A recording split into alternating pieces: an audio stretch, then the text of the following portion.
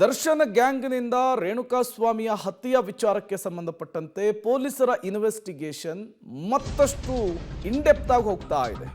ರೇಣುಕಾ ಕೊಲೆ ಕೇಸ್ನಲ್ಲಿ ದರ್ಶನ್ಗೆ ಡ್ರಿಲ್ ಮುಂದುವರೆದಿದೆ. ಪೊಲೀಸ್ ಕಸ್ಟಡಿ ಅಂತ್ಯವಾಗುವಂತಹ ಯಾವುದೇ ಲಕ್ಷಣಗಳು ಸೂಚನೆಗಳು ಕಾಣಿಸ್ತಾ ಇಲ್ಲ. ಇವತ್ತು ಕಸ್ಟಡಿ ಅಂತ್ಯ, ಮತ್ತೆ ನ್ಯಾಯಾಧೀಶರ ಎದುರು ಹಾಜರುಪಡಿಸ್ತಾರೆ. ಮತ್ತೆ 4 ಆರೋಪಿಗಳನ್ನ ಕಸ್ಟಡಿಗೆ ಪಡೆಯಲಿಕ್ಕೆ ಪೊಲೀಸರು ಸಿದ್ಧತೆಯನ್ನು ಮಾಡಿಕೊಂಡಿದ್ದಾರೆ. Public prosecutor, special public prosecutor ಇದೇ ವಿಚಾರಕ್ಕೆ ಸಂಬಂಧಪಟ್ಟಂತೆ ಮತ್ತೆ ನ್ಯಾಯಾಲಯದಲ್ಲಿ ನ್ಯಾಯಾಧೀಶರ ಎದುರು ಇವತ್ತು ಮನವಿಯನ್ನು ಮಾಡಿಕೊಳ್ತಾರೆ, ವಾದವನ್ನ ಮಾಡ್ತಾರೆ.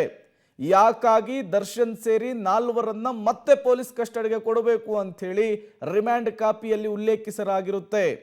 ಈಗಾಗಲೇ ಈ ಪ್ರಕರಣದ ಗಂಭೀರತೆಯನ್ನು ಅರಿತಿರುವಂತಹ ಸರ್ಕಾರ ಯಾವುದೇ ಕಾರಣಕ್ಕೂ ಯಾರು ಹಸ್ತಕ್ಷೇಪ ಮಾಡಬೇಡಿ ಅನ್ನುವಂತಹ ಸೂಚನೆಯನ್ನು ಕೊಟ್ಟಿದೆ. ಜೊತೆಗೆ ಐಒ ಅಂದರೆ ಇನ್ವೆಸ್ಟಿಗೇಷನ್ ಆಫೀಸರ್ಗೆ ಮುಕ್ತವಾದಂತಹ ಅವಕಾಶವನ್ನು ಈ ಪ್ರಕರಣದಲ್ಲಿ ಕೊಡಲಾಗಿದೆ. ಅದರ ಜೊತೆಗೇನೆ ಪದೇ ಪದೇ ಪೊಲೀಸ್ ಕಸ್ಟಡಿಗೆ ಪಡೆಯುವ ಮೂಲಕ ಈ ಪ್ರಕರಣಕ್ಕೆ ಸಂಬಂಧಪಟ್ಟಂತೆ ಹುದುಗಿಟ್ಟಿರುವಂತಹ ಸತ್ಯಗಳನ್ನು ಹೊರತೆಗೆಯುವಂತಹ ಕೆಲಸ ಆಗ್ತಾ ಇದೆ. ಪ್ರತಿ ಬಾರಿ ಪೊಲೀಸ್ ಕಸ್ಟಡಿಗೆ ಪಡೆದಂತಹ ಸಂದರ್ಭದಲ್ಲಿ ಹಲವು ವಿಚಾರಗಳು ಎಲ್ಲವೂ ಕೂಡ ಗೊತ್ತಾಗ್ತಾ ಇರುವಂಥದ್ದು. ಒಂದು, ಇವರು ಕಿಡ್ನ್ಯಾಪ್ ಮಾಡಿದ್ದು, ಅದಾದ ಮೇಲೆ ಮರ್ಡರ್ ಮಾಡಲಿಕ್ಕೂ ಮೊದಲು ಆತನಿಗೆ ಚಿತ್ರಹಿಂಸೆ ಕೊಟ್ಟಿದ್ದು, ಈ ಮೆಗ್ಗಾರ್ ಮಿಷನ್ ಅನ್ನು ಬಳಕೆ ಮಾಡಿದ್ದು, ಎಲ್ಲದರ ಜೊತೆಗೇನೆ ಮತ್ತಷ್ಟು ವಿಚಾರಗಳು ಗೊತ್ತಾಗಬೇಕಿದೆ. ಅದರಲ್ಲೂ ಪ್ರಮುಖವಾಗಿ ದರ್ಶನ್ ನಿವಾಸದಲ್ಲಿ ಸಿಕ್ಕಿರುವಂತಹ 70 ಲಕ್ಷ ಹಾರ್ಡ್ ಕ್ಯಾಶ್, ಆ ವಿಚಾರಕ್ಕೆ ಸಂಬಂಧಪಟ್ಟಂತೆಯೂ ಕೂಡ ತನಿಖೆಯನ್ನು ನಡೆಸಬೇಕಿದೆ. ಕರೆಂಟ್ ಶಾಕ್ ಅನ್ನು ಕೊಟ್ಟು ರೇಣುಕಾಸ್ವಾಮಿಯ ಹತ್ಯೆ ವಿಚಾರ, ಆರೋಪಿ ಧನರಾಜ್ ಬಳಿ ಮತ್ತಷ್ಟು ಮಾಹಿತಿಯನ್ನು ಕಲೆ ಹಾಕಬೇಕಿದೆ ಪೊಲೀಸರು. ದರ್ಶನ್ ಧನರಾಜ್ ಅವರನ್ನ ಮುಖಾಮುಖಿಯಾಗಿ ವಿಚಾರಣೆ ಮಾಡಬೇಕಿದೆ. ಮತ್ತೆ ಸಾಕ್ಷ್ಯ ಸಂಗ್ರಹದ ಹಿನ್ನೆಲೆಯಲ್ಲಿ ಕಸ್ಟಡಿಗೆ ಕೇಳುವ ಸಾಧ್ಯತೆ ಇದೆ ಪೊಲೀಸರು ಅಂತ ಹೇಳಲಾಗ್ತಾ ಇದೆ. ಯಾಕಾಗಿ ಪೊಲೀಸರ ಕಸ್ಟಡಿಗೆ 3ನೇ ಬಾರಿ ದರ್ಶನ್ ಸೇರಿ 4ರನ್ನ ಕೊಡಬೇಕು ಅಂತೇಳಿ ಸ್ಪೆಷಲ್ ಪಬ್ಲಿಕ್ ಪ್ರಾಸಿಕ್ಯೂಟರ್ ನ್ಯಾಯಾಧೀಶರ ಎದುರು ಮನವಿಯನ್ನು ಮಾಡಿಕೊಳ್ತಾರೆ.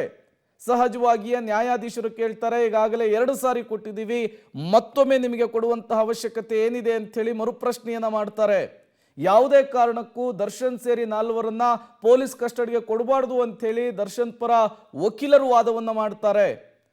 ಆದರೆ ಸ್ಪೆಷಲ್ ಪಬ್ಲಿಕ್ ಪ್ರಾಸಿಕ್ಯೂಟರ್ ಪೊಲೀಸ್ ಕಸ್ಟಡಿಗೆ ಕೊಡಲೇಬೇಕು, ಈ ಪ್ರಕರಣಕ್ಕೆ ಸಂಬಂಧಪಟ್ಟಂತೆ ಮತ್ತಷ್ಟು ಸಾಕ್ಷ್ಯಗಳನ್ನು ಸಂಗ್ರಹಿಸಬೇಕು, ಹಾಗಾಗಿ ನಮಗೆ ಇಂತಿಷ್ಟು ದಿನಗಳ ಕಾಲ ಪೊಲೀಸ್ ಕಸ್ಟಡಿಗೆ ಕೊಡಿ ಅಂಥೇಳಿ ಮನವಿಯನ್ನು ಮಾಡಿಕೊಳ್ತಾರೆ.